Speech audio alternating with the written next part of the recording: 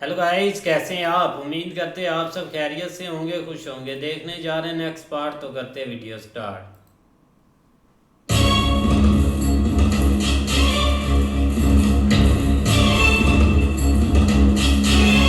Wash पुनिवा सही है ना शिक्षा दी थी।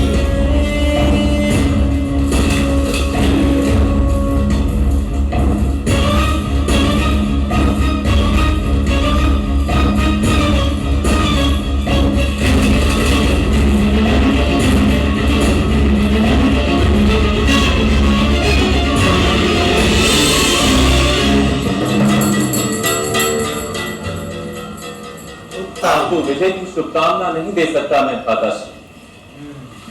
मैं अब विरुद्ध पक्ष में हूं। क्षमा कीजिएगा। ले जाओ सेना। आपने हमें अपनी अद्वितीय नारायणी सेना देकर विजय का मार्ग दिखाई दिया वासुदेव। बिल्कुल बिल्कुल। अब यदि शुभकामनाएं नहीं देंगे तो मैं आपको दोष नहीं दूंगा।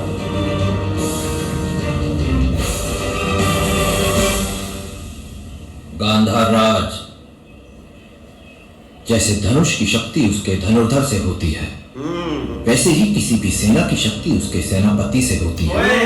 नारायणी सेना विश्व की सर्वश्रेष्ठ सेना अवश्य है, परंतु एक उत्तम सेनापति के अभाव में स्वयं नारायणी सेना भी विफल हो सकती है।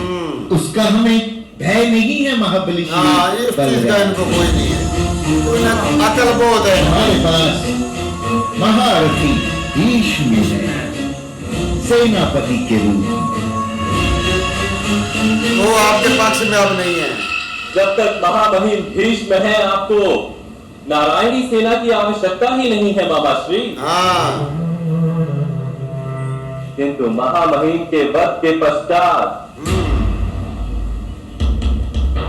नारायणी सेना का सेनापति पद कौन ग्रहण करेगा?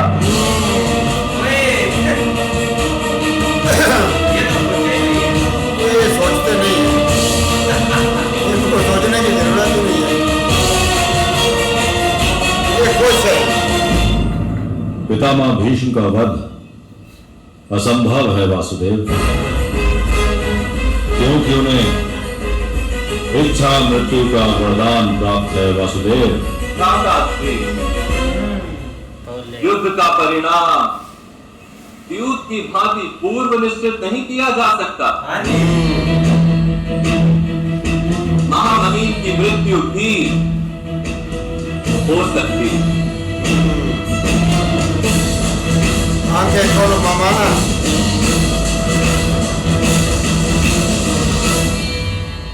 ये संभव नहीं है वासुदेव। पता चल बिना जाएगा। छल के महामहिम भीष्म की मृत्यु हो ही नहीं सकती है। अच्छा, वो उनको खुद पता है। और आपके पक्ष में तो धर्म है।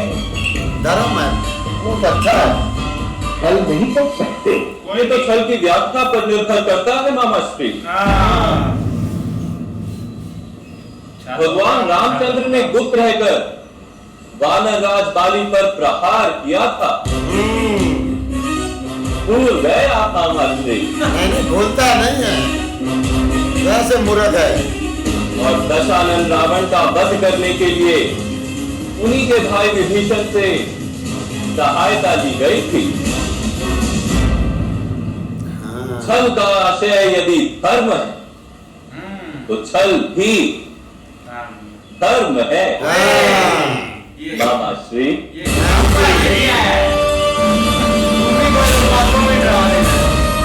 ये तो टाइम पे पता चलेगा। आप छल करेंगे वास्तव? अवश्य। हाँ, ला। इस युद्ध में पांडवों की विजय अनिवार्य है, किसी भी माध्यम से।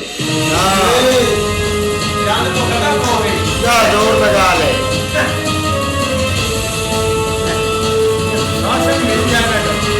मिल जाएगा।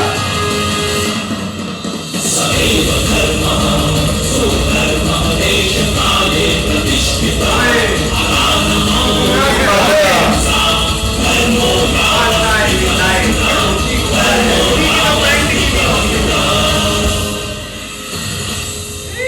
महारथी भीष्म, गुरु द्रोण आए और अंगराज कर्ण, इन तीनों का वध होगा, लाओ मामा जी। वो भी छल से।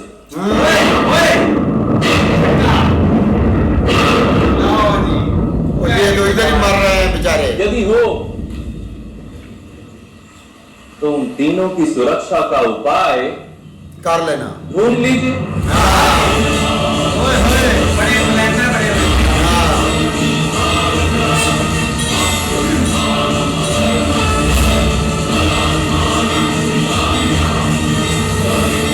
बड़े खुश हो रहे थे, बहुत खुश हो रहे थे सेना लेकर। माफी मांगो और निकलो यहाँ से।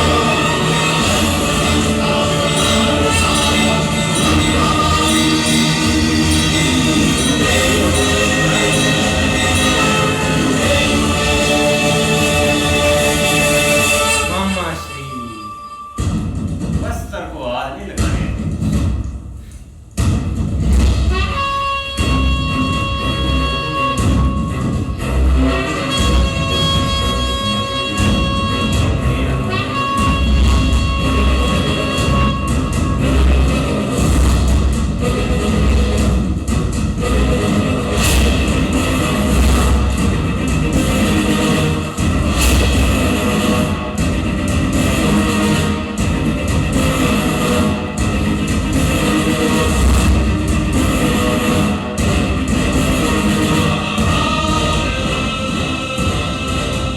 कंचन, तुम्हारे अपराधियों को दंड देने का समय अब निश्चित हो गया। इस पत्र पर जो तिथि तुमने लिखी,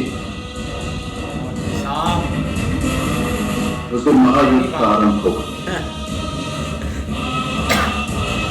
युद्ध की तारीख लिख दी है। महायुद्ध का आरंभ तो उसी दिन हो गया था।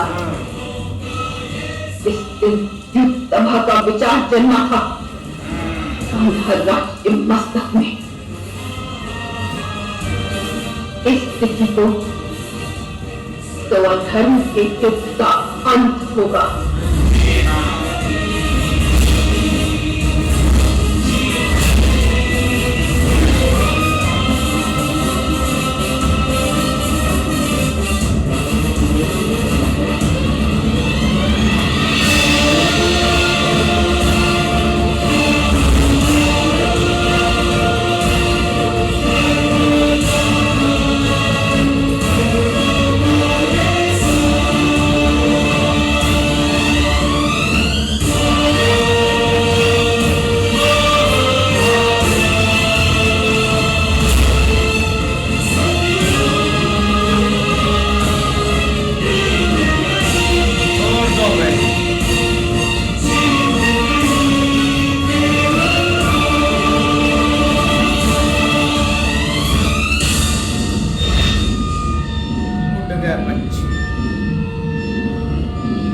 गंधार राज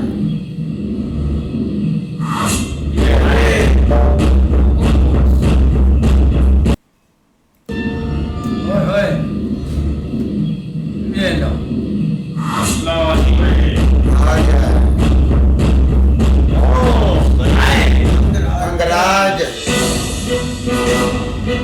झंडा उठाओ और भाई मैदान में आ जाओ।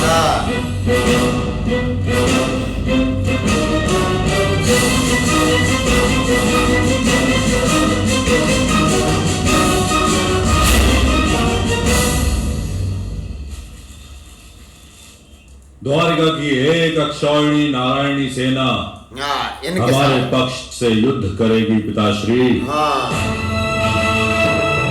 मुस्कुराएगा नहीं। उसको हकीकत का पता चल गया है। हमारे पास अब 10 अक्षौहिणी सेना एकत्र हो गई है और पांडवों के पास अधिक से अधिक 6-7 अक्षौहिणी सेना होगी। उनके पास यादव वीर कृष्ण है। इसने बिना सेना की सहायता से ही जरासंध को परास्त किया। आपने वन का नाश किया, मथुरा के राजा कंस का वध किया, और श्री कृष्ण चमत्कारी है महाराज।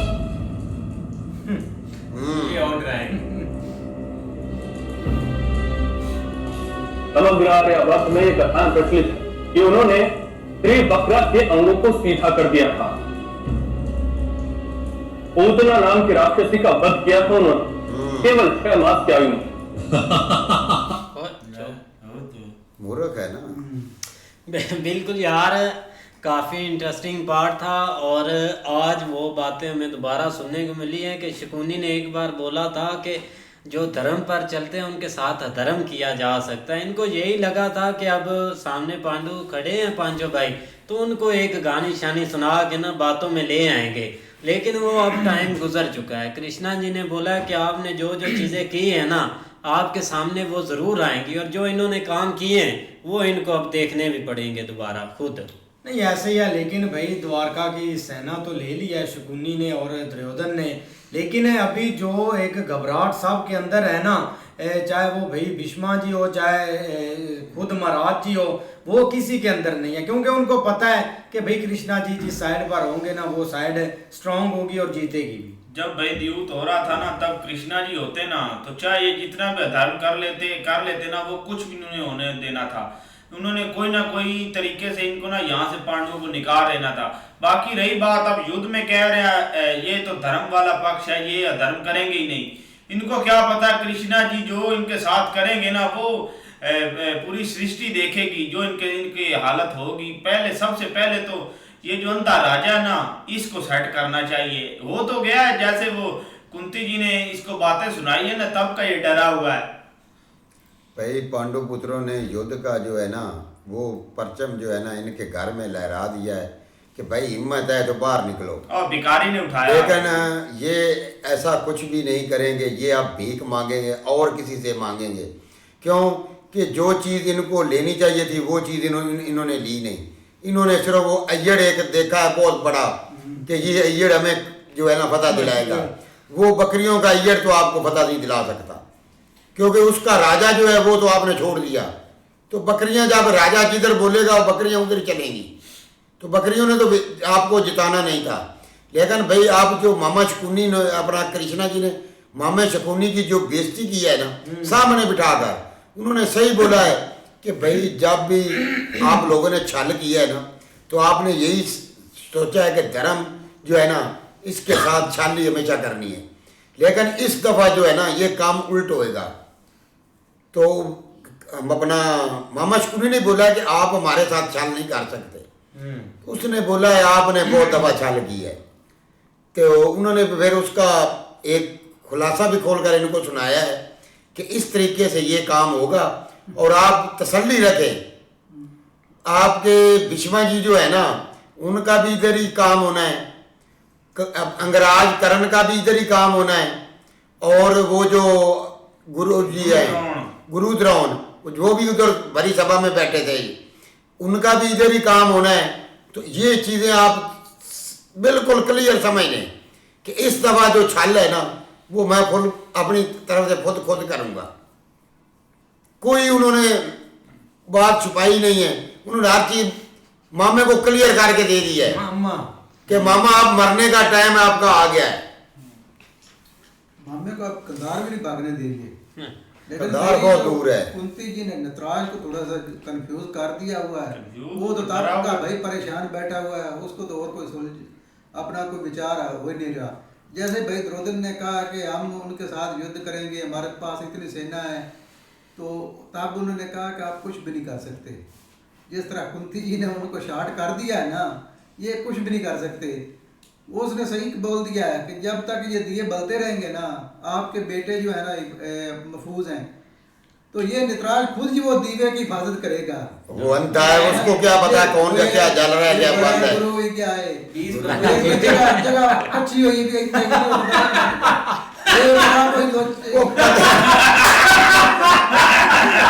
भी छोड़ो यार, यार उन्हें कदम ही रख रहे ना, उन्हें इतनी बता दी है कितने। तू देख किसे चलो दो मौलवी साहब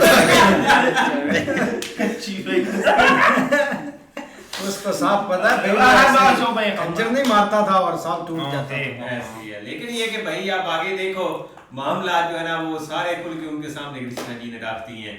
अब देखो इसका प्रैक्टिकल कैसे होगा, इतना इजी भी नहीं है, थोड़ा देखो आप देखने वाला होगा। हाँ जी, देखते हैं नेक्स्ट पार्ट में। तब तक के लिए गुड बाय, टेक केयर।